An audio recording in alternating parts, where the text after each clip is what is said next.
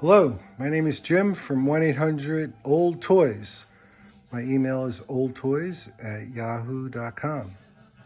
Here today we have a 25-cent Dragline arcade game, popularized by the Tonka trucks that were usually in the window. Kids would have to come and pay a quarter. Originally, it was a gambling machine, and that's why there's no coin slot anymore. But pay a quarter and try to win a prize by swinging the boom out and using the clamshell to pick up candy or toys on the bottom here. And then the prize bin was back there where this bucket is right now and where that bucket is right now. What's interesting about this particular arcade game was it was probably made in the 40s, which predated 30s, 40s, which predated Tonka trucks, which are made in 47.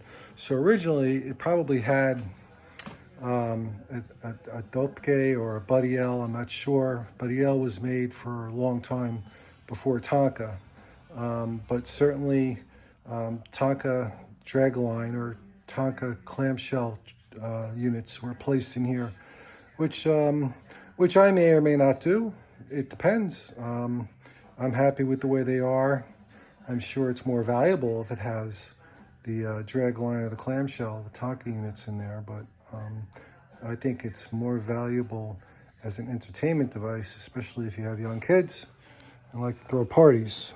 But I had just cleaned this, and if you could see inside, I'll zoom in. There is a Texas Amusement machine stamp dated 1984. Now this means that this machine was likely last in service in 1984. I can't be sure, but at least we know it was in service in 1984. And the sign says 25-cent Dragline. I've seen other videos where people have cabinets like this, but on top it says Erie Digger. Now, I don't know where Erie Digger came from.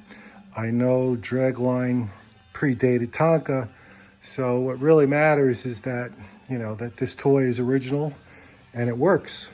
It's got nice old blue paint.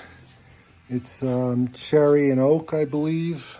And I'll flip it around, and I have it on a table, and I'll show you the mechanisms.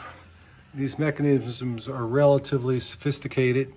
You could see in the back right there was a slot for a coin with 2 holes, so it wasn't a contemporary type of slot.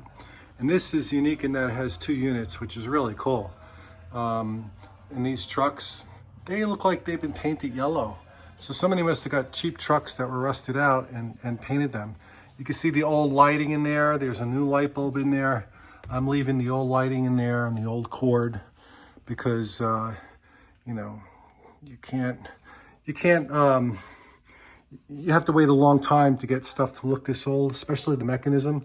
I was thinking about cleaning it with some carburetor cleaner or something, but I realized that I would not be able to get it totally clean and it would look poor.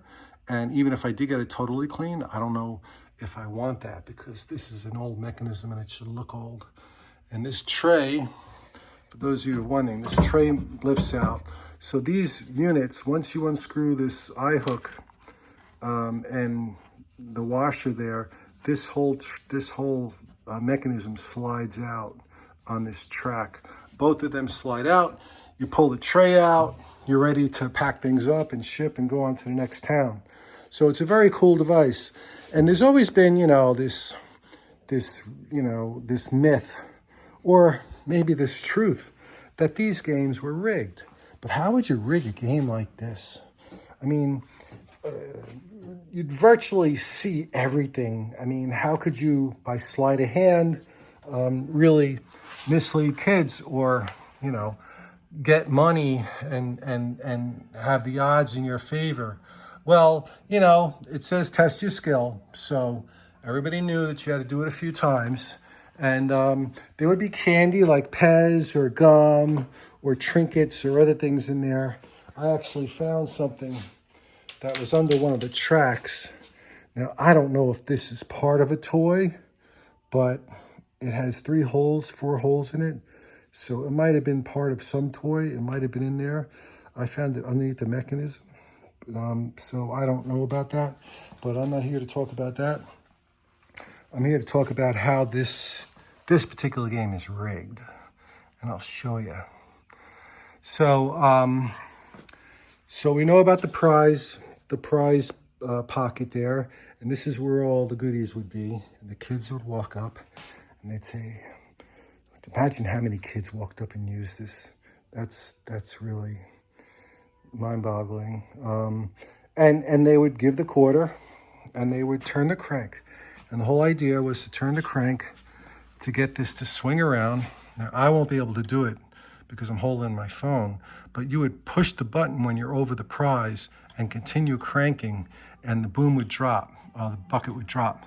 So here I'm gonna put you gave your quarter, so now you swings around, and then you could push the button, but I can't do it. So it's gonna go all the way, and it's gonna go all the way down. And look at this, it touches the ground. You saw it touch the ground, and now it's really touching the ground.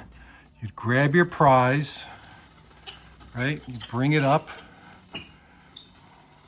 you'd swing it around, and then it would drop in the prize bin. And you would get your prize. Yay! And now the wheel becomes impossible to turn, or you could turn it, but it does nothing because you got to pay another quarter. And they pull a string in the back, and it would work. So let's go to this one. So now this kid on the left is winning all these prizes, right? So you put your quarter in, and you're like, oh, let me go and pull the string.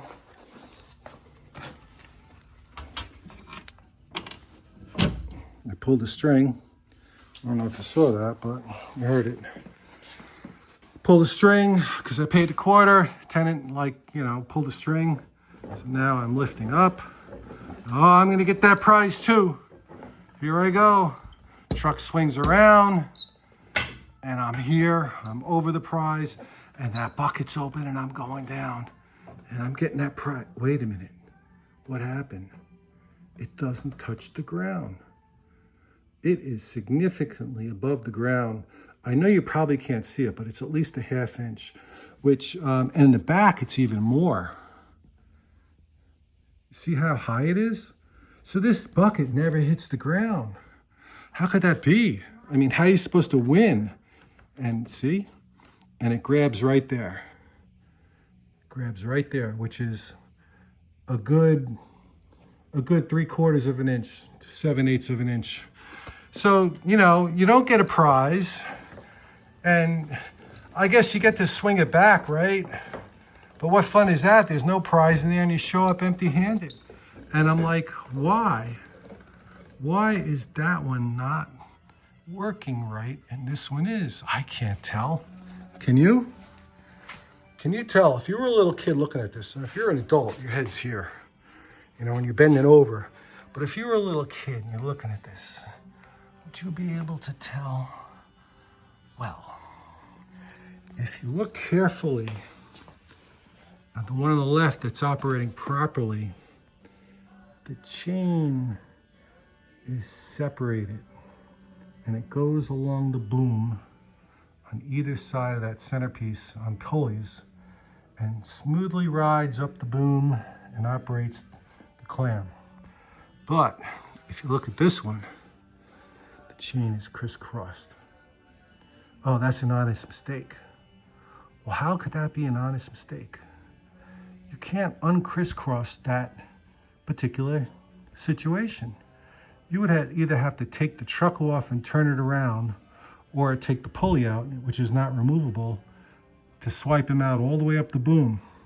So this particular device on the right that has the crisscross chain is rigged, whereas this one that doesn't have the crisscross chain is not rigged. So here you walk up, the Kid on the left's winning. Hey, let me try the one on the right. So, in essence, this game is rigged. And it's deceiving. I don't know how easy it is to fix the problem.